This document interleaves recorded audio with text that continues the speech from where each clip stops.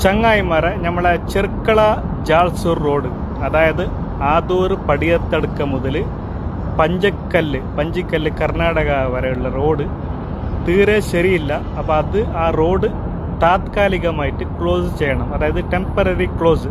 ആ റോഡ് ശരിയാവുന്നത് വരെ ആ റോഡിൽ യാതൊരു വണ്ടി പോകാതെ പോലെ സർക്കാർ ഇതാക്കണം.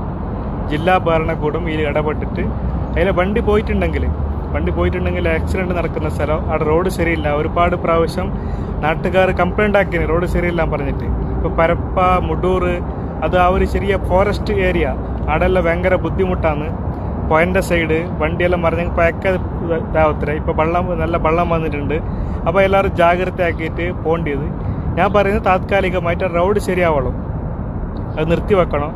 സുള്ളിയും പേരാണ്ട ആൾക്കാർ ആദൂർ പടിയത്തറക്കത്തിന് അടൂർ വഴിയായിട്ട് മണ്ടക്കോല വഴിയായിട്ട് പോയാൽ മതി.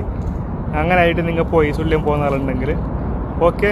ഇത് താത്കാലികമായിട്ട് നിർത്തി വെച്ചില്ലെങ്കിൽ ഇതിന് മുന്നോട്ട് ഭയങ്കരത്തിനൊരു ബുദ്ധിമുട്ടായിട്ട് മാറും. റോഡ് എത്രയും പെട്ടെന്ന് ശരിയാക്കണമെന്ന് ഞാൻ ജില്ലാ ഭരണകൂടത്തോട് ആവശ്യപ്പെടുന്നു. Am I vlogger.